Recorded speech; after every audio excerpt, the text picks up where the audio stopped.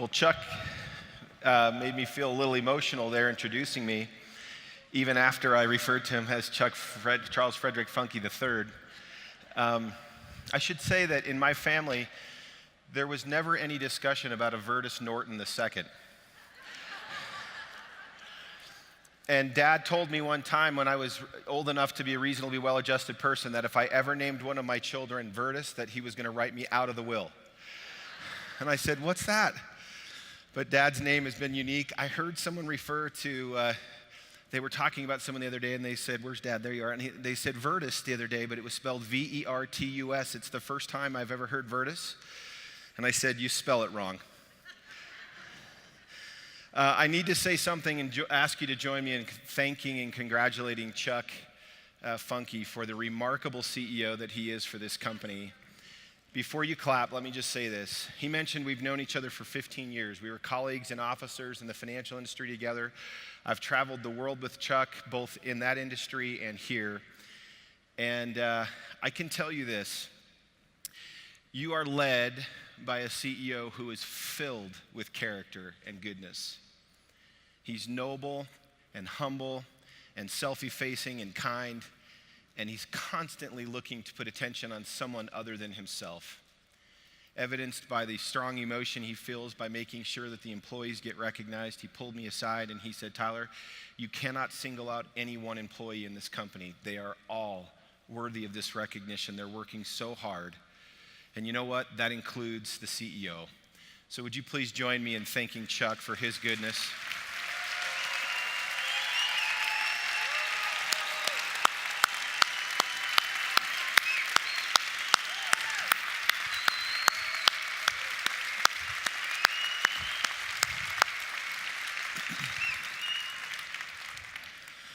Okay, this has been a journey, has it not? It's been amazing. We are so excited about where we are as a company, and I want to share some thoughts with you. I probably have more content than I can get through. I'm going to move quickly through some things, but I need to start with one concept first, and it's embodied in this simple thank you. Thank you to our global associate base.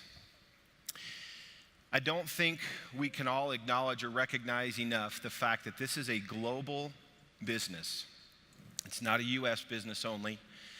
It's a business that started here in the United States, but it must become global in every sense of the word. We must increase our awareness and understanding of the fact that we have technology and product and opportunity that deserves to be found everywhere in the world. I am so thankful that people would travel. I was talking to Jörg this morning, and he said, "Tyler, last night I met someone who traveled here by herself from the United Kingdom, who saved all year so she could be here." I don't know who you are, and if you're in this room, I want to say to you, thank you. Thank you for being a global associate with this company. I'm thankful and soft-hearted about the people that have come from Mexico or South America. We stayed late after our awards banquet last night and took pictures with them. They were so grateful to be here. I'm thankful for friends that we've made in Australia and New Zealand and loved watching them properly recognized last night for their contribution to this company. I am so humbled and grateful for the friends that we have all throughout Europe, dear friends without whom ASEA would not be what it is today without any question. Europe is dear to the heart of this company. North America, Canada, Mexico, and now, as you saw, expanding into Asia. How beautiful it was for us to see the recognition of the early Asian pioneers that are starting to take this opportunity and product to that region of the world. We are so thankful. And so I start my remarks today by saying this: we are a global company. And I thank you, each and every one of you, for being here from what part of the region you come from of the world. Please know you are welcome here, and we will do all that we can to represent ourselves as globally aware, globally sensitive, and truly embracing of all cultures, of all people, to help us with this great mission. Thank you so much for being here from all over the world.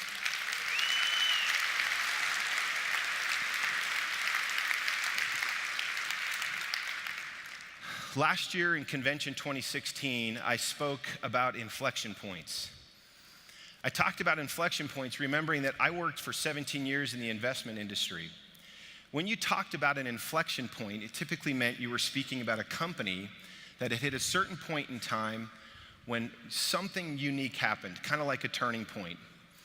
And I altered the notion of an inflection point a little differently and said, what about lives? What about individuals and people? Can we have inflection points? What do they look like?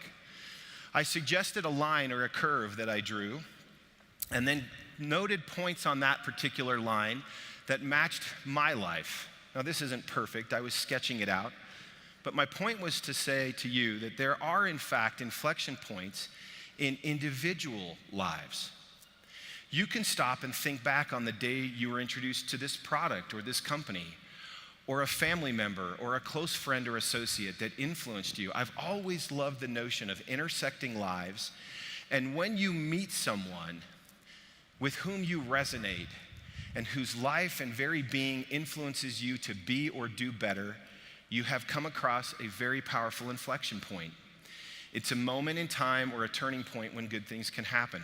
Now, I called out several of these in my life last year at convention, drawing attention to a third grade teacher that I had, Mrs. Knapp, and saying how grateful I was at a very early age for her influence and kindness in my life.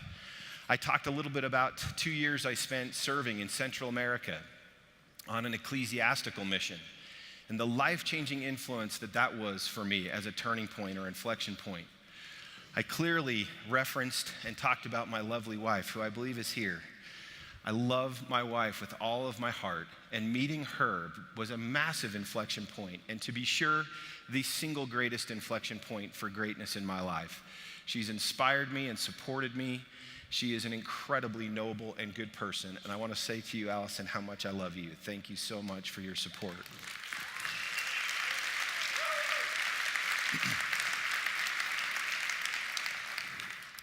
These two pictures represent the child-rearing years for my lovely wife and I. She bore much more than I did in those years. We have 6 beautiful children, and each one brought rich happiness, and each one was a micro-inflection point in my life that has always gone up with happiness. I talked last year about meeting wonderful people in professional settings that helped me and inspired me to do and be better. This picture's a little dark on the bottom there, but that's Chuck and I, almost 15 years ago when we were first working together. You think about relationships you establish, you never know which of those relationships will become inflection points in your life. Lastly, I've talked about ASEA, finding the technology, which I'm going to spend a little time unpacking again today. And then rearing my family to its current state, just marvelous inflection points of happiness.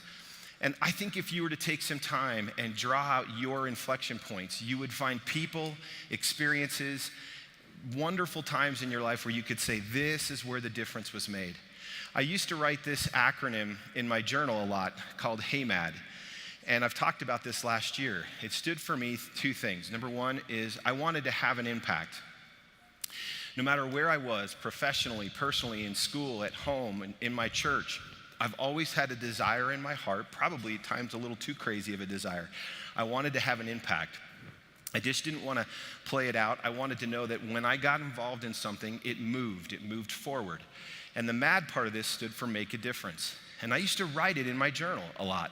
Have an impact and make a difference. Have an impact and make a difference. I believe if you have a deep desire in your heart, things start to move around in the universe, and especially if you declare that desire, you'll have opportunities to have an impact and to make a difference. So as we talked about this last year, I also introduced this concept. Have you ever taken time to think back on your life and say, what if? What if Allison and I never met? What if we had never gotten married? What if that particular inflection point never happened? And I introduced the concept of, I think there's lots of us here that would draw a different line of our lives. We might say, I listened to Cesar this morning, and he said, if I'd never met Rosemary Skinner, what would happen to the curve of the last 4 years of his life? If Rosemary Skinner never came to ASEA, never met Virtus, what would happen to the curve of your life for the last 7, 8, 9 years, right? Very distinct, different curves. And we talked about the fact that when you fill in this difference, You start to understand that we live lives that are constantly uplifted by the impact and influence of someone else. And that understanding this notion of the difference is at the core of, I think, what we should be doing here at ASEA. We should be intersecting with people's lives in such a way that we have an impact and we make a difference. Now, these are my favorite things to have anyone say to me or about me. You have made a huge difference in my life. When someone says that to you, and by the way, at ASEA, people say this to one another a lot. You have made a huge difference in my life, or this concept of that has made all the difference. We talk a lot about that. And I took the notion of difference last year and took the Greek symbol for delta, which in mathematics and science means delta or change or difference. I talked about the fact that the delta or the difference in life, at least as it relates to life-changing products, opportunities, and culture at ASEA, happens most notably at the point that someone gets enrolled. In other words, our best intentions to talk about ASEA with people aren't enough. Getting someone into the middle of this is the moment when the engagement happens, the enrollment happens, and that becomes the potential for inflection. And I challenged a whole group of you here last year to consider the concept of doubling the difference. That is to say, recognizing that the point of enrolling someone into this unique opportunity, product set, and culture could become an inflection point for them, but that we needed to redouble our efforts in doing so. So we issued a challenge, and threw the challenge out that people that were willing to take this would be willing to consider just enrolling 2 or more people each month. Now, in exchange for that, I offered to do coaching every single month for the people that qualified, who enrolled and wanted to do this program. And I'm pleased to tell you that we finished a full year of this coaching program just a few weeks ago. If you look here on the board, the red section was the first June through August qualifying period, and then we had what was our 101 level course. The people that went then from September to November qualified for 201, and so on and so forth, all the way to this summer here, June through August, and Delta 401 was the last course. Well, what did we talk about? We shared several different things. We shared Strategic Link, which is my father's proprietary strategy planning process. We talked about success mapping, cause and effect on how you can succeed. We talked about how to stay engaged and in flow, and even put a You Are Here map together that I've shared in various trainings. This is actually a picture of one of the participants' plans. This is a strategic plan my dad would be proud of. This is an actual document of strategy, and these documents are informing 3-year, 1-year, and even quarterly plans. And all of this came, let me go back here, sorry. All of this came as a result of the training that we did. Now, I would be remiss today if I did not take a moment and acknowledge those people that participated in any way in this effort over the last year. In the past couple of weeks, I've asked to get all of the data and numbers in, and there have been thousands of new enrollments into this company by virtue of these people and their efforts. So the other night, we pulled together our group. Not everyone was here, but these people made it all the way through to the 401 level of qualification. That is to say, they were enrolling 2 people or more, 6 or more a quarter, every month since last year. And many of them, as you might imagine, notably more than that. We got together and we thanked each other because we had spent time together every single month this last year, training and developing ourselves to stay focused on doubling the difference. This last picture on the bottom right is of Sean and Veronica Burke, who led the charge with the most number of enrollments in this whole group. If you qualified at any level for a 101, 201, 301, or 401 level Delta class, would you please stand and let's give you all a round of applause for your efforts from last year.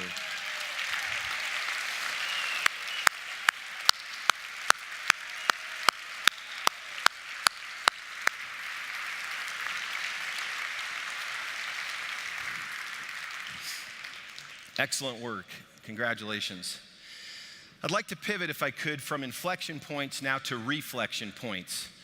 One of my favorite things to do before preparing a talk for convention is I go into my office, oftentimes it's on a Saturday, and I just sit and I reflect and I think. I process the experiences I've had in the last year. I process what you're about to experience at convention. and I sit and reflect. And what I'm going to share with you today is a journey, not so much that I hope just you go on, but it's a journey I've been on over the last several weeks and months. I've been reflecting. I've been trying to make sense of everything that's happening here. I know my dad does. I've been trying to make sense of 31 countries coming online here in the next few months, total 31 countries, and still going. I'm trying to make sense of the things that Terry Latham said about distribution centers dotting the world. And I'm going to take you back today on a little bit of a reflective, introspective journey for me, if you will, and connect the dots on conviction, clarity, and confidence for all of you that are here. Now, I must say, I love Karen Riley. I'm grateful for her leadership. And when we introduced the concept yesterday, all we were trying to do was tease out for you just a little bit of the notion of what's the relationship for me and my success to conviction and clarity and confidence.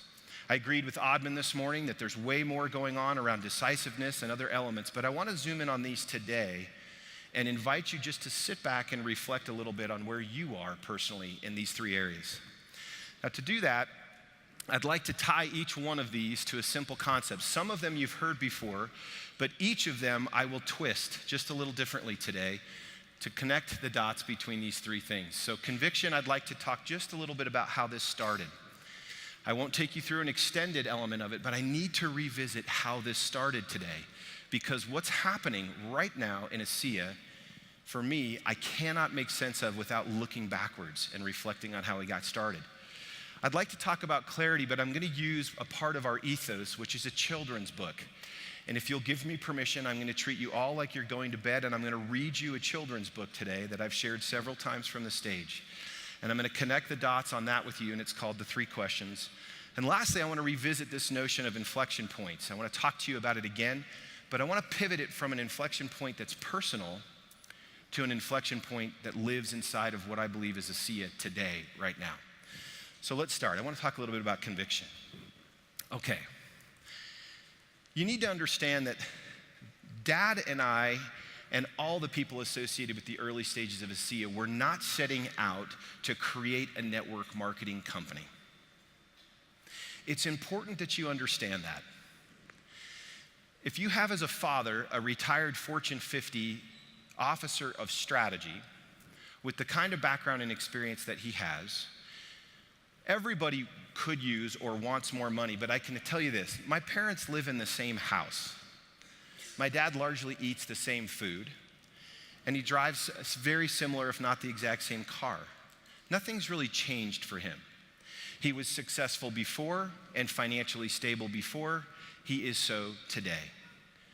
What happened was we bumped into a technology that we didn't expect to find. No one in our family believed beyond my father that it would become what this is today.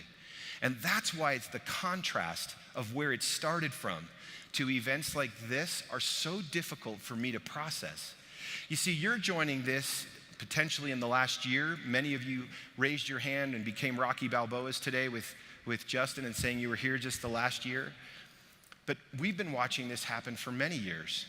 And I need you to understand where it came from. I think it will create context that's meaningful for you and fills in some blanks. My father and I were asked to do a strategic consulting session for a small biotech company in northern Utah. I mentioned to you that my father ran strategy for Kraft Foods. I like to think of my dad as the right-hand man to the then CEO of a $36 billion worldwide company. My father had worked with this gentleman for many years, and together they had identified strategic planning processes that were simplified and practical and streamlined. He taught those to me at a young time in my career, and I started to apply them, and I started to see success using them. And we were asked, got referred by a friend to go meet with a small company in northern Utah. I called my father, and he had just finished an assignment running a biotech company. And so it made sense. He had freedom of time. He's the Jedi master of this strategy process. And so I said, hey, do you want to go with me to meet this company? And we went together. More than 10 years and millions of dollars had been invested in this small biotech company in development, research, and patent work. But they were struggling. They were struggling. They hadn't really figured out exactly what they had, and they were struggling financially. Now, I was in the room with the CEO and CFO of this company, and they told us they were developing 2 products for the pharmaceutical industry, and they had one very intriguing product that was made from salt and water. As they got to know my dad, they were impressed with his background, and they said, "We'd like to invite you to sit on our board of directors." And my dad said, "You know, I'm struggling a little bit with this saltwater product thing. I think I need to see some research first." Now, let me remind you, Dad had recently been running a biotech company, so he knew what to look for. So they gave him a box of research, and he began the process of vetting a bunch of stuff at the house. Now, to be candid, at the time, I was a senior officer of a financial company. I sometimes went and did some work on the side, almost as an avocation, a hobby. I loved it. I loved talking to businesses about their problems and challenges. Dad had since been retired like 10 times. He's now been retired like 20 times. It's a problem. You need to look into it. And actually, it's a problem for my mom, isn't it, Mom? You need a break from that guy. My father took this research home and started calling universities. He called UCLA. He called Indiana University. He called Harvard University, different organizations that had been doing research on these products for this company. And what did he learn? He learned that the research was valid, that they had something, that it was legitimate. He accepted a position to sit on the board and quickly realized that they were in a little bit of financial trouble. Now, I came to the house and I find my dad with a bunch of books open on his desk. And this is several weeks later. And I say, "Hey, what are you doing?" He says, "Do you remember the little company we went to?" I said, "Sure." This is exactly what he said to me. He goes, "Tyler, I don't think they know what they have. They've got something amazing here. This shouldn't be happening." He said, "According to this research, it does this, this, and this, but it doesn't do this, this, and this. And they were good things, and bad things that shouldn't happen weren't happening." He said, "I don't think they know what they have here." So I kind of dismissed it because, oh, by the way, it was salt and water. And I'm being real with you. And I have said in the past, you know, when a 69-year-old dad from Salt Lake decides to start a company with salt water, you may want to just think about it, right? I went to the house the next time. This didn't help. Dad's down in the basement. I go downstairs, and he has a machine on the counter. And he has a clear mason jar of fluid. Now, if you're from the South and someone has a clear fluid in a mason jar, any guesses on what that might be? So I have my now very intelligent, very capable, very accomplished father downstairs in the basement, and I swear this is what he looked like for just a minute.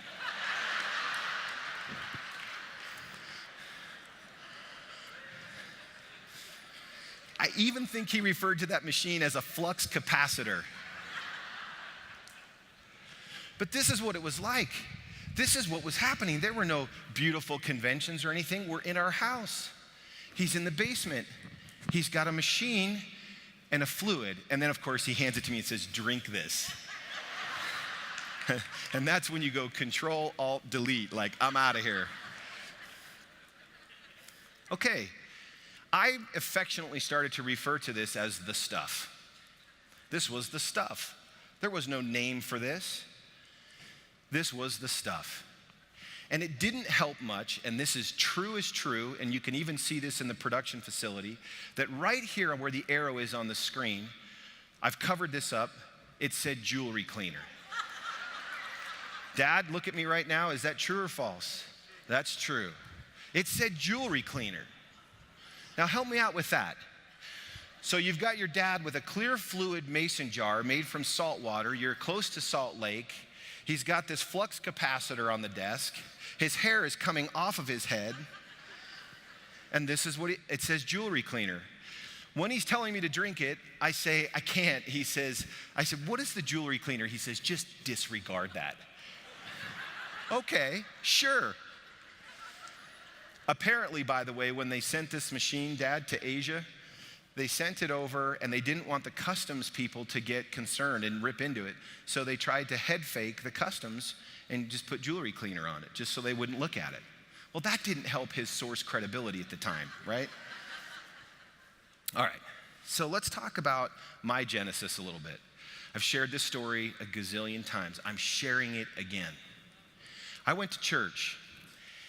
I'm sitting in a church meeting, and we're talking about the general welfare of the members of our congregation.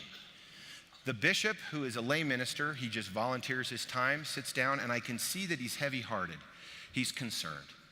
And he says, there's a member of our congregation that is not well. And he says his name was Jason, and I immediately start to think about Jason, who lives just a few doors down from me.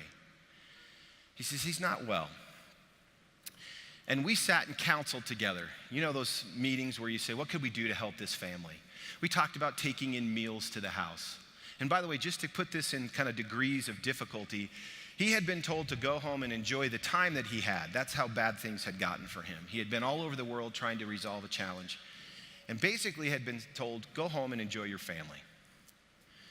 So I remember coming home from this meeting and being concerned, and really don't remember much else that day we talked about, but I do remember Jason. And what comes into my mind? The jewelry cleaner, the stuff. We got some stuff here. We got options.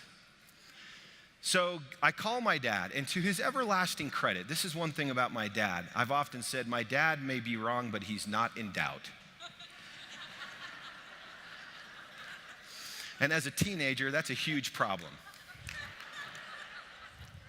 In fact, let me restate that. My dad is often wrong, but he's never in doubt. I'm having fun up here. You don't even have a mic, Dad.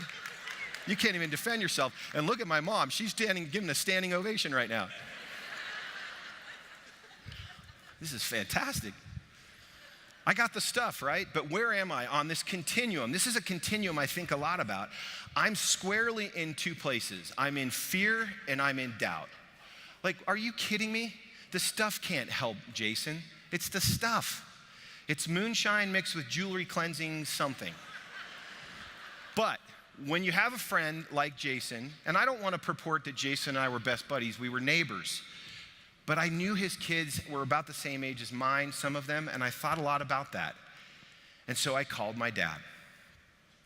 And I said, Dad, I just came from a church meeting, and one of my neighbors is really struggling. Do you think the stuff would help? You know what my dad said? No hesitation. Of course it will. I said, how can you be so sure? How do you know that this isn't going to make things worse? Who knows what things he's currently doing to address his challenge? How do you know? Now, where was I on the continuum? Fear and doubt. And oh, by the way, they're kissing cousins, so I was back and forth between both of them. I couldn't tell the difference. Nevertheless, I said, what do I have to lose? And my good dad, with the flux capacitor in his basement, made 5 gallons of the product for me to take. Now remember, I'm a senior vice president of a 100-plus-year-old financial institution. I have absolutely no idea that this is going to happen. I just know I have 5 gallons of some unknown product in the back of my car that I've got to somehow convince a guy to try and take. So being the intelligent human being that I am, I resolve to actually take this container to the leader of the church. And his name is Craig. And I said to Craig, I have something that will help Jason, but I'm not going to give it to him. You are. And he says, are you kidding me? And I said, nope, you're going to take it. Now, listen to these questions he asks. What is it? I don't know. What does it do? I don't know. Why should he take it? Because my dad said it might help. And last question, why am I taking it over to him? Because you're a church leader and you're supposed to help people.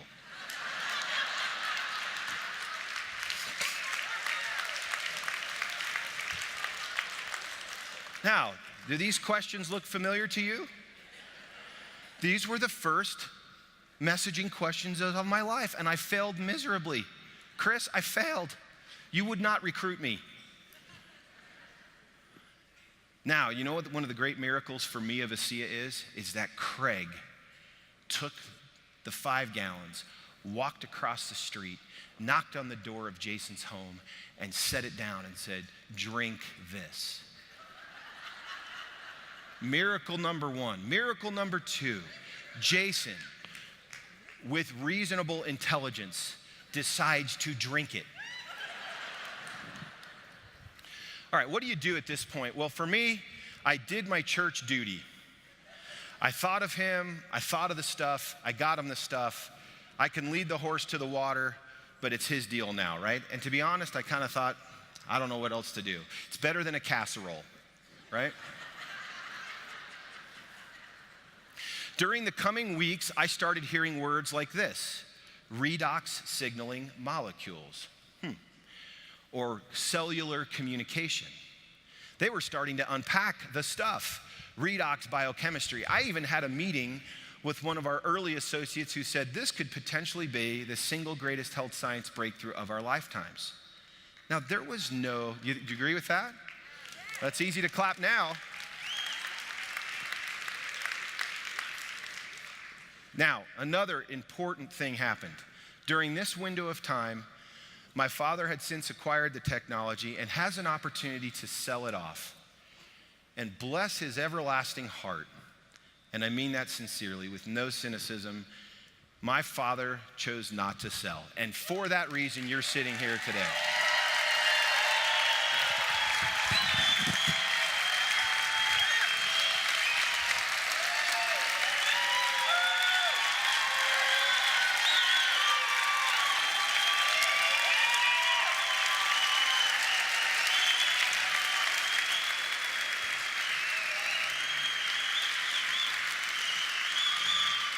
It's funny to watch.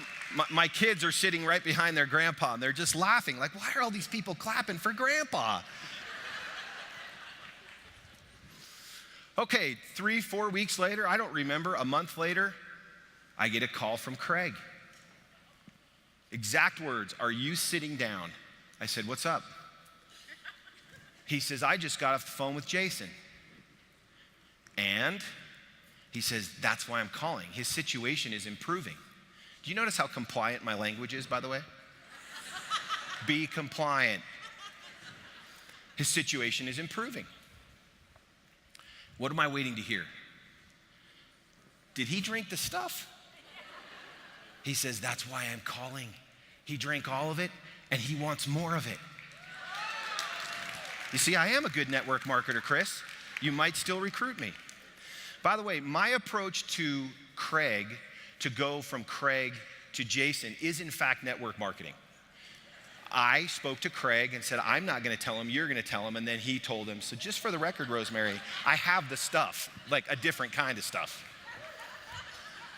All right, so here's what's happening. I hang up the phone and my mind is spinning, and this is what's going through my mind. Whoa, whoa, whoa, whoa, whoa. What if?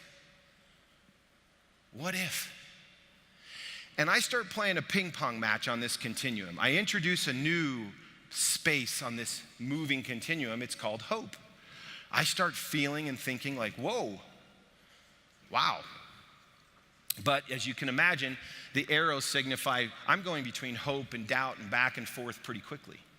I'm like, no, how can you tell me that? I mean, there's 1,000 other reasons that things could be improving. How do you know? Now, on this particular continuum, hope is an interesting thing. Because in my case, born of a single experience, one experience, I was willing to entertain the possibility that something was really happening here. I hate to tell you that I shuddered to call my dad and tell him that he was right, because that only adds to a very serious, long-standing, almost decades-long problem of him being right or believing he's right, and me being the son. But I called him and said, this is going on, and he said, I told you. Now, before I was gonna roll over to his omniscience, I decided to try to have more experiences, because this is one hash mark on the bottom of my screen. Dad starts asking me to help get involved in the building early stages of this. I'm still employed somewhere else. And as I start to speak to people, by the way, I have spoken to thousands and tens of thousands. I was doing the math over the years. But at the end of these meetings, you know what would happen?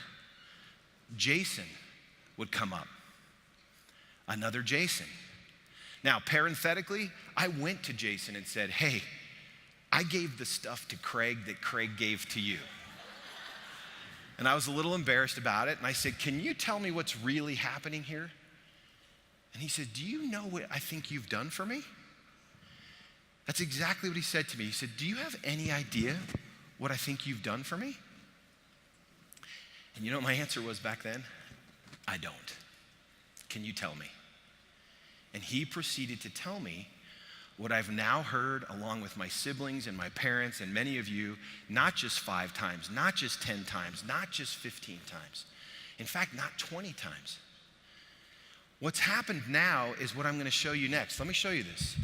I have here a binder. This feels like the 100-yard dash. This is an actual binder stolen from my dad's office at his home. Just kidding, Dad. But in this binder are actual letters, pictures, and stories sent to my dad's inbox, even some of them handwritten like you can see here. Every time Dad and I traveled somewhere and someone came up to him and said, you need to hear this, I need to tell you this, he would say, can you send that to me? And no, it's not compliant. I'm not handing it around for you to look at. But here's my point. This experience binder started to create the conditions where hope and doubt were no longer in a civil war. We had enough in that binder, enough personal experience. With the early leaders in this company, they would call my dad, or we would go do a meeting together, and they would say, did you hear this story or this story? And pretty soon the experience binder started filling in. I should also tell you one other thing as a bit of a foreshadowing. I'm not going to show it to you, other than to say at the very front of this is a table of contents. This is classic Virtus Norton. Dad has started to collate and organize the stories into broad category headings. He's starting to see different patterns emerge. He's a strategist, and he's using critical thinking. He's like, wait a minute, look at all the stories that match up that look like this. So as the binder is building, our experience is starting to grow. Fear and doubt are starting to fade. What happens now is we're not really talking about the fear and doubt things. The stuff concept kind of goes away. And now we're living in this really interesting space where hope and experience is blending in with this form of belief. This is an interesting triangle. Hope, belief, and experience, if you want my opinion, have carried this company all the way from its inception to right now. Real hope, belief, and experience.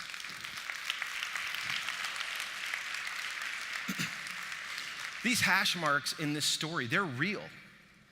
These aren't hash marks like some notch. These are real families, real people, real Jasons. And we have them.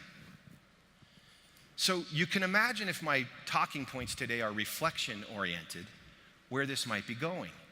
Because for me, I started to actually process that hope, belief, and experience would lead you to action. There is no intelligent action unless hope and belief precede it. You wouldn't even get up this morning and come here if you didn't believe you'd make it. Belief precedes all meaningful action. And belief is normally informed and affirmed by what? By experience. If I got up every day and made it to the meeting, I have pretty good reason to believe I'm going to make it to the next days of meetings. Now, can you imagine what is going through my mind a few months ago when this happens? When research starts to come out, can you imagine? I want you to process when I'm sitting in a room with a bunch of PhDs telling me the research you've now learned, and I'm reflecting back on the jewelry cleaner and the moonshine and the stuff. And I'm comparing and contrasting. Can you imagine what's going through my mind when I start to see and understand, circled up there, 5 key areas where this is causing genetic expression, signaling genetic activity, and guess what it correlates with?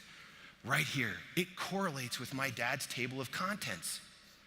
I can show it to you in this book. My dad's calling out cardiovascular. He's calling out autoimmune. He's calling out digestive, and he has all the stories. And I'm sitting with him in a meeting 3, 4, 5 months ago, listening to this for the first time, and I have goosebumps. I still have them right now. And I'm going, wait a minute. This is connecting the dots. Wait a minute. What happens in that moment to me is a new place emerged in my own continuum. And this is my journey, folks. This is mine. I started to see and understand and know something. And now knowing something and believing something are very close to each other, kind of like fear and doubt, but they're not the same. And what emerged from this new place was a new triangulation of believing and knowing in action. Now something new is occurring. A whole new space is occurring between these two triangles. Hope, belief, and experience got us here. We are now adding, at the most strategic and critical time for this company, I might add, the knowledge from this science. Now I'm sitting by myself in that beautiful new building on a Saturday. There's not a soul in the building. And I'm drawing this on a piece of paper and I'm going, I cannot believe this. This is amazing.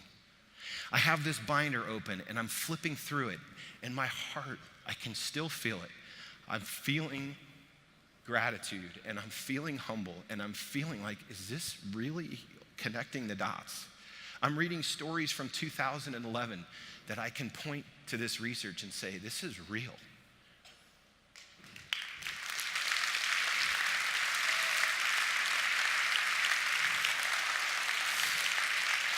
I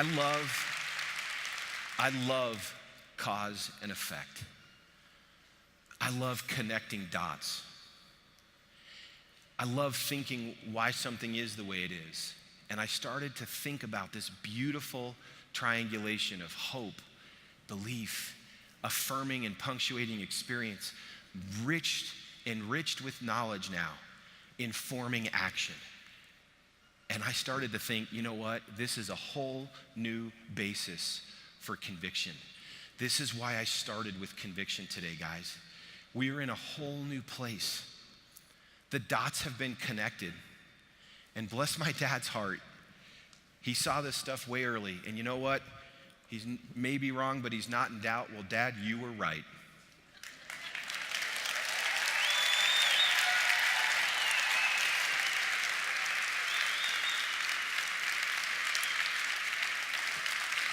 And Mom, I'm so sorry I had to say that. I know it. Don't leave. Now, do me a favor. Put this knowledge in its proper context. You are not on trial.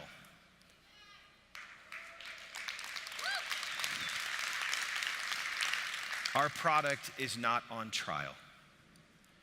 That binder married with that research is the end of the discussion. And it enables the next thing I want to talk about.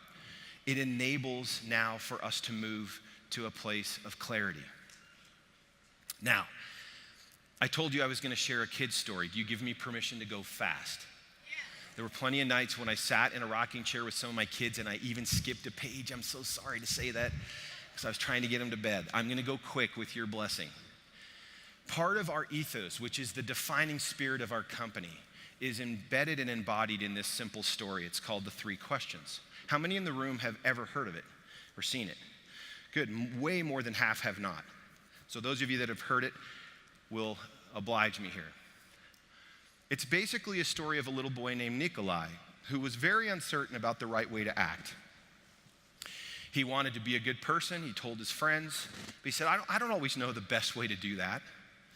Nikolai's friends understood and they wanted to help, but he said, if I could just find the answer to my three questions, then I'd always know what to do. So he posed his three questions. Number one, when is the best time to do things? Number two, so who is the most important one? And number 3, what is the right thing to do? So he set out and asked his friends. He had a heron friend who said, best time to do things, you can't even say it. You got to plan way in advance. The monkey says, who really you'll see in just a minute, doesn't really care and says, watch and pay close attention as a coconut is now falling to hit his head. Do you see it? And the dog, of course, the political character says, you need a pack to help you know when the best time. You can't figure that out on your own. So he thought for a moment and posed the second question. So who's the most important one then? The bird, the heron says, those closest to heaven, a metaphor for the notion of those that do what I can do are the most important ones. The monkey, now keenly aware of his new situation after the monkey has hit his head, the most important one's the one to meet my need now. My need, selfish. The dog, the political character says, look, the ones you got to get close to are the ones making the rules, because then you got a shot. Well, third question, what's the right thing to do? Bird says, do what I do, fly. Monkey says, quit worrying about stuff, just have fun. And the political character that travels in packs, the dog says, it's fighting. Well, as you can imagine, Nikolai wasn't entirely convinced those were the right answers. He loved his friends. He knew they were doing their best, but the answers just didn't feel or seem quite right. And an idea came to him. He says, I know what I'm going to do. I'll ask Leo the turtle, lives high up in the mountains. He'll know the answers I'm looking for. He's an old sage turtle. So he hikes high up where the turtle lives alone and finds him. And when Nikolai gets there, Leo, the old turtle, the sage, wise turtle, is digging in his garden. And he's tired. Nikolai comes and says, hey, I have 3 questions for you. When's the best time to do things? And who's the most important one? And what's the right thing to do? Well, as they were sitting there, Leo was listening, but went on with his digging. And finally, Nikolai wisely and kindly said, you must be tired, so let me help you a bit. The turtle hands over the shovel. He's tired, sits down on the rock. And because it was much easier for a young boy with more redox signaling molecules, I might add, in his body, Nikolai kept on digging until the rows were all finished. So the young boy finishes tilling the garden. Now, as they finish the garden, a storm rolls over the mountains. It gets dark. They run to the cottage for shelter, but Nikolai, the young boy, hears a cry for help in the distance. And lo and behold, running down the path, he finds a panda whose leg has been injured by a fallen tree. He picks up the panda, carries her back to the turtle's home, makes a splint for her leg with a stick of bamboo, and gets her into a warm bed. As she comes to and wakes up, she says, where am I and where's my child? And at that moment, Nikolai, realizing, runs out of the cottage, down the path, through the storm, pushing against the wind and all the rain. Deep into the forest, he finds the panda's child, cold and shivering there by itself on the ground. The panda's wet and scared, but alive, and so he brings her back inside, makes her warm and dry, and lays her in her mother's arms. And this is my favorite illustration in this kid's book. Leo smiled when he saw what the boy had done.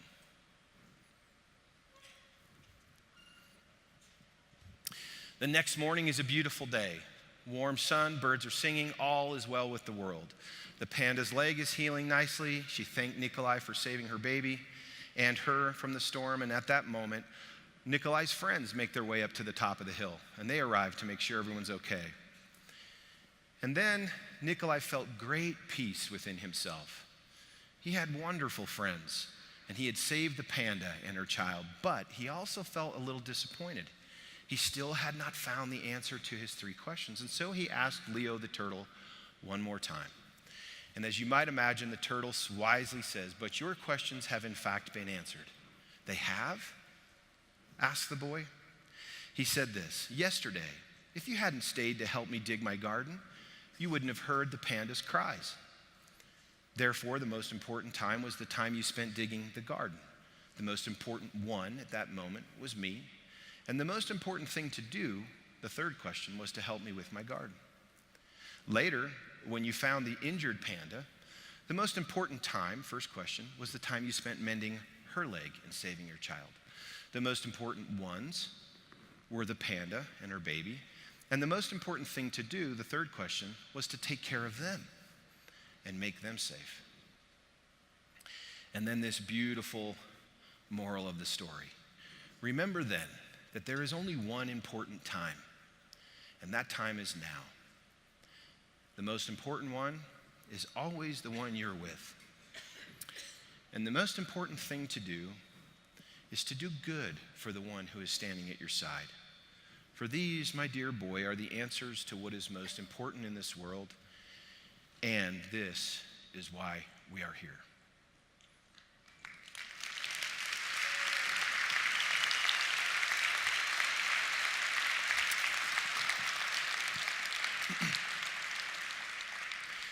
Just a quick side note. I first found this book on the desk of my dearest friend who had passed away. 42 years old, I was asked to speak at his funeral. I came to his home, and there, sitting on his desk, almost like he left it there for me. Here's an extremely successful businessman. He had his Bible, his journal, and he had the 3 questions. And it's from that moment that I read the book and learned of it and decided we needed to live by those 3 questions. Now, something interesting here. The 3 questions, as you can see as I've boxed here on the front page, is based on a story by Leo Tolstoy. Well, who is Tolstoy? Tolstoy is the 19th century literary giant. He's a Russian philosopher and moralist and one of the great literary giants of his day. He was revered in Russia. He was looked up to at the later years of his life as a man of the people. He wrote what many argue to believe is some of the greatest novels of all time, War and Peace, Anna Karenina. I'm probably not saying that the way my son would, who speaks Russian. And he was a very interesting moral philosopher. So here's what I was thinking about this last Saturday as I was looking at him. I said, wait a minute. Here's Tolstoy, this incredible moral philosopher. In the end of his life, he completely denounced aristocracy. In fact, that shirt that he's wearing is a peasant's shirt in Russia. The only clothing he would wear at the end of his life. In fact, he had a correspondence going within the last years of his life with Mahatma Gandhi. They both agreed on so many principles. He was a man who believed in this philosophy. What is the 3 Questions book? It's moral philosophy. But interesting thought process occurred to me. I can guarantee you if you and I went out for tea with Leo Tolstoy in 1900, we would have had a very deep conversation about moral philosophy. Might have even been complex, and we might have even got lost a little bit. But the complex can be made to be simple, and it can be made to be clear.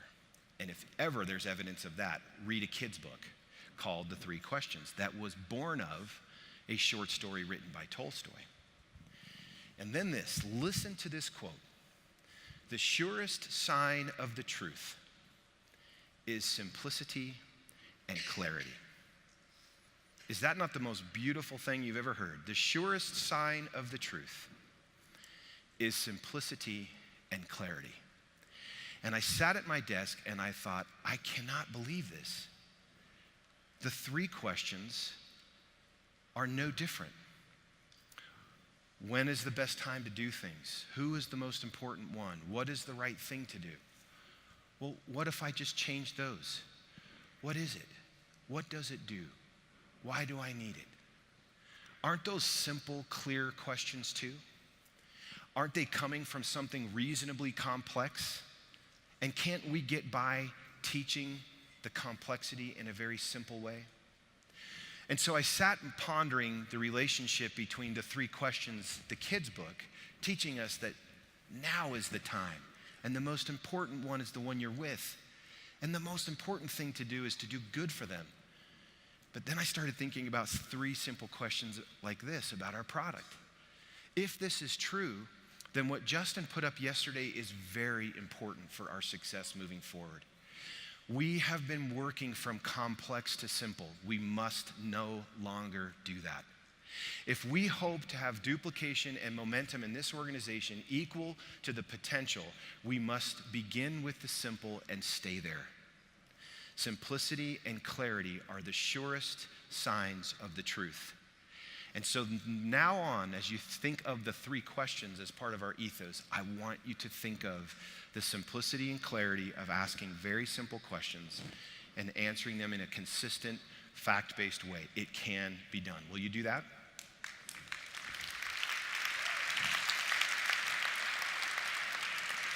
Okay. Let's talk about my last point, confidence. And why would I choose this notion of inflection points? Well, let's look at what's really happened here. If you went back and were speaking with a team member that for whatever good reason couldn't make it to this event, and they asked you this question: what happened at the ASEA 2017 Global Convention? Let me help you. Many of you know that I have a problem. I have to see things on one page. I don't like 50-page documents. I like all one page. Look at the ASEA ethos. It's all on a pinwheel. So I'm going to give you one. You ready? What happened at the ASEA Global Convention? Well, our company finished an over 2-year project to create a whole new campus for us as distributors to bring people that need to know about this so they can feel confident and stable and convicted and really sure that who they're joining are an organization here to stay. Oh yeah, and it's just a mile away from a 40,000 square foot facility where their products are made. Step 1. Let's keep going. What happened at the convention? Our CEO gave a beautiful, a masterful update on our mission as an organization, our vision, and our strategies, and made the connection between strategy as foundational for our growth. He went through each of the strategies, talking in depth about resources and plans that have been laid for better part of 24 to 36 months to get to this day. Millions of dollars have been spent and zoomed in even on the IT transition, which cannot be spoken of enough. Despite the small challenges that still exist, we would not be able to fulfill our full potential as a company without the update that Chuck gave us on these strategies. Strategy is where you spend your money. And there have been resources spent here, significant resources to create foundational advantage for you. And Chuck did a masterful job, in my opinion, updating you on that to kick off the meeting. What next? Well, Jerem Webb came out and blew us all away with this research summary. He taught us about the law of diffusion of innovation and where disruptive technologies come into marketplaces. He taught us all that it's important to recognize we are still an early market technology, disruptive, but early market. And after 7 or 8 years, we have yet to see our equal of any kind in the marketplace. I used to think for sure somebody was coming on the chessboard in this space. And aside from some very small, insignificant players that have tried, nobody has the 4 squares at the center of the chessboard. Nobody. We still own them. He talked about the chasm and the need for us to bridge the chasm, and then he introduced us to the study results. I want to really make sure you took this away. Every participant, every one of them, met with results of expression in genetic activity the same. Every one of them. And every one of them, when they stopped and were tested just a few weeks later again, removed the lift in expression back to the baseline they started with. Every single one of them. Do you understand that? There's a metaphor in business that's often used that said it pulls from a metaphor in ice hockey. Here's the metaphor. You don't skate where the puck is, you skate to where the puck is going. The concept is that you need to understand where things are going in hockey. If you're constantly going to where the puck is, you're going to miss the whole game. Do you understand that we're not only skating to where the puck is, we are the puck?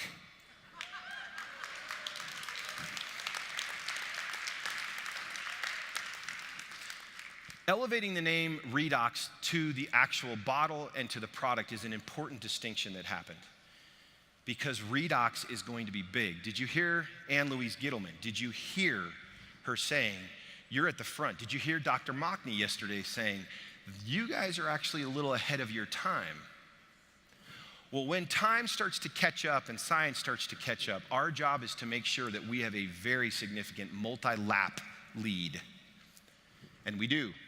We must keep the RPMs up on us owning the space of redox. We have to get it out fast and worldwide so that when someone assimilates the word redox, it's like Q-tip is to cotton swab. We have to be what they think of when they hear redox, they think of us. And we're on our way to do that. Incredible part of this convention. Well, wouldn't it stand to reason that 80% of the revenue that comes to this company comes on the basis of that incredible product, that we should relaunch it and properly position it with new messaging, new tools. And Jerem did a phenomenal job of that. Let me back up and show you this slide again. He introduced flavors, which I'm going to remind you as a pilot, we need your feedback on that if it's something you think is helpful. We were amazed to realize we had a very short window of time where that would not denature the product, and thought if it helps you to sell it and helps you to move it forward, then live the mission, let's do it. We changed the way the product was made after 2 years of testing so that we can extend shelf life. It's material as you move into new regions of the world. It helps us and it helps you. Repositioning the product, my brother said to me the other morning, John was sitting with me at a breakfast. We were going through a preview of some things. He read the bottle, and Jerem mentioned this in his presentation. John slid the bottle to me and he said, you know what you just did? You just put a presentation on a bottle. And he's right. Okay, what else? Well, Justin came out and brilliantly positioned the simplicity of the messaging I talked about a minute ago. How many of you will ever forget holding up and listening to toilets flush yesterday and waving colored wands in the air? I mean, who's going to ever understand that? But he made a great point. He burned it into your heart and mind that we should simply say we are the light switch that's turning on these 5 areas. That's it. You don't need to tell anybody how the iPhone works. It works. Just tell them those 5 things and move on. I thought his presentation covered something very, very important for us that we've been missing for a long time. And that is a simple, common message that we have 50,000 variations in the marketplace right now. Everybody's attacking it. And you know where they're attacking it from? The complex philosophy side as opposed to the simple 3-question side. And that's why when Becky came out and positioned the tools the way she did, I thought it was a brilliant way for us to stay simple. We had a debate or philosophical conversation, Becky and I talking about this, and I could feel that there was real common harmony between the way we were talking, because she was saying, hey, listen, we've got to completely invert the process so that we're speaking about things from simple and then allowing the very small few who would like the complex to find it. So that's why the brochure and even the bottle itself are at the lowest level of simplicity and will be enough for 90.x of whatever the group is. But somebody who wants to double click in can unpack this further. And what will be there?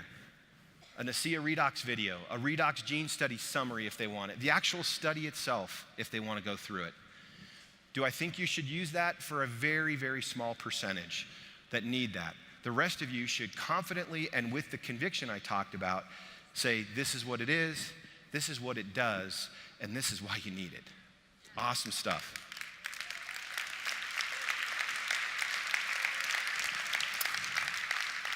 This was super exciting, was it not?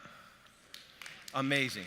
To those of you from the Dominican Republic, from Colombia, from Poland, from Thailand and Hong Kong and the Philippines, from Singapore, I feel great emotion. Thank you for coming to this convention, and thank you for what you're about to do. We know what's going to happen, and we are going to continue to grow, and this is not about you.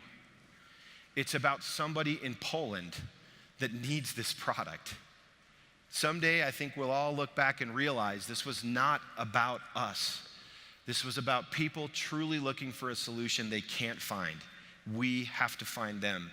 And the bringing on of these countries is fulfillment of my dad's vision to take ASEA around the globe. We're so excited to have you. Okay, starting to get a feel of what happened at this convention. You were here. If I was seeing this thing, I'd be like, wow, this is a pretty amazing outline. I would be remiss if I didn't suggest and say that I would add, we got an update on a foundation, and we as a group raised $200,000 to make a difference in the world and do good things.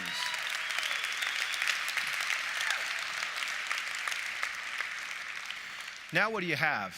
Well, think about it. You've got a new building, a completely updated strategy that shows how foundation is leading now to growth mode.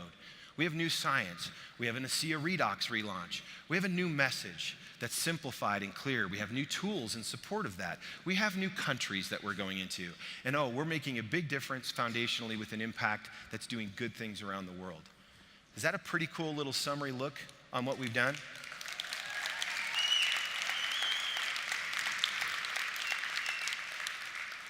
Well, here's what I'd like to invite you to remember. If I took the center of this out and left it blank, I want you to think about this moving forward. What should come to your heart and mind is this. This one single page should fill you with the notion of confidence. It should fill you with the sense that we have an organization and a team, senior executive leadership, and founding vision that is aligned with the potential of this product and opportunity and culture. You should breathe through your nose and out through your mouth and go right on. Do it. Ready? Ready? Right on. Are you kidding me? Step off of this page. This is serious stuff. This should give you confidence. This should give you deep, abiding confidence. That confidence should take its rightful place in connection with conviction and clarity. They're all kissing cousins. And when you have people with conviction and clarity and confidence, and these things start to merge together, something really powerful starts to happen. They become one. They're not separate and distinct things, they're one. And when conviction and clarity and confidence come deep inside your heart, guess what you have? You have a very important moment in time that I call an inflection point. And now I'm not talking about an inflection point for an individual. I'm talking about an inflection point for a company. If every one of you here leaves with an increased sense of confidence and clarity and conviction, and by the way, they are a spinning circle. They feed each other. That's not linear. This thing is like constantly informing and spinning around each other. If each of you will go home and say, I know what happened in 2017 at the ASEA Global Convention. It was an inflection point. I think 5 years from now, people will be looking at this graph and say, hey, what happened right there? Oh, that's the 2017 Global Convention. That's when the game changed. Now, it's good enough for us to ask this question. I think you'll have people asking you the question. And unfortunately, in this industry, experience carries the day. So people that weren't here may never really understand what it's like to be here. But I would like to pose one last question in closing with you today that's different. And here's the question. Not so much what happened at the ASEA Global Convention. I want to know what happens after. What are you going to do? Are you going to let your blood pressure spike, your intellect increase, even get goosebumps a couple times in the last 2 days, and re-enter the atmosphere of your prior life with the same RPMs? Good answer. I've long said that at these events, there's something really interesting. Sometimes you're alone in a crowd. It might be when you're clapping in a dark room for someone you've never met, and in your heart you're saying, I should be on that stage. I should be up there. I have what it takes. You might be alone in a crowd with a journal, and you might flip it open and start rifling down your feelings. I'm doing this. I got this. I'm 47. It's time. I got more to give. I gotta do more. I can be more. You may be sitting in a crowded room all by yourself, reconnecting yourself with people and feelings, and then saying, I gotta go back and do this right. I loved hearing people say, we were here a year ago, standing now at a recognition dinner and said, we made a commitment 1 year ago that we were going there. I started my discussion by acknowledging and recognizing the Double the Difference people for a reason. They stayed true every single month, and so did I. And we coached and worked together, and several of them, you don't even know, walked across this stage and were recognized, and I in my heart said, they were my Double the Difference team, and they did it.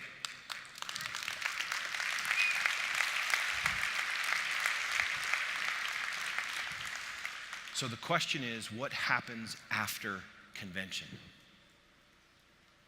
I had a great mentor that said to me, Tyler, most people are vitamin D deficient. And I said, what? He said, most people will leave an event like this with an enormous deficiency of vitamin D. And then I looked at him and he said, and D stands for discipline. He said, most people will not make the decision at this event and then will not discipline themselves to turn around and take a world of strategic advantage and lever it for themselves. They'll write in their journals.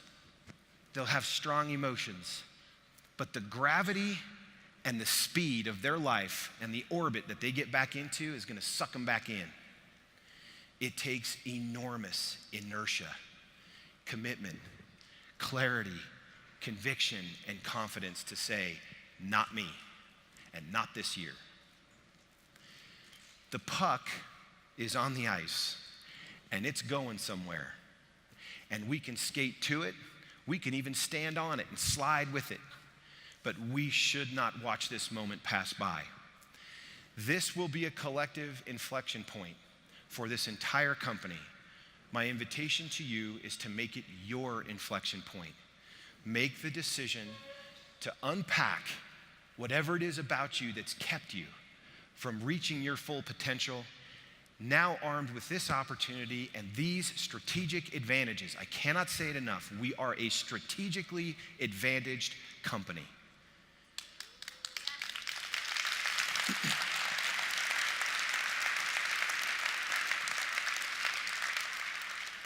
The word opportunity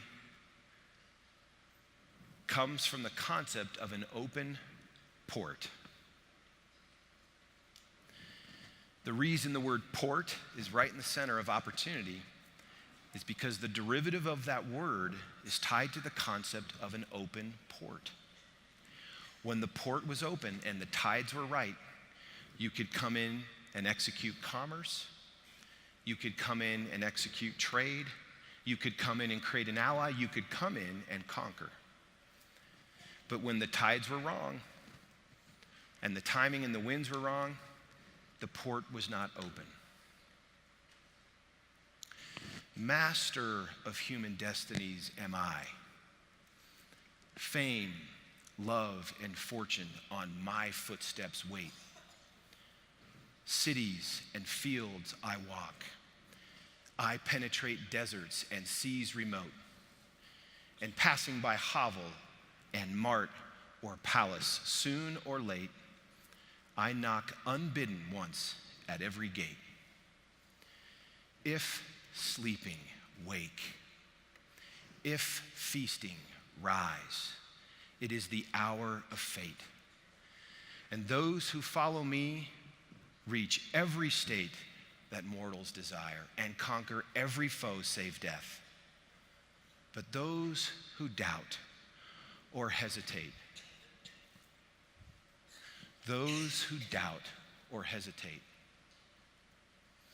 will reach and seek me in vain because I answer not and I return no more. Who am I? I'm opportunity.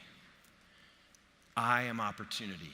When the port is open, when opportunity knocks unbidden once at every gate, if sleeping, wake. If feasting, rise. It is the hour of fate.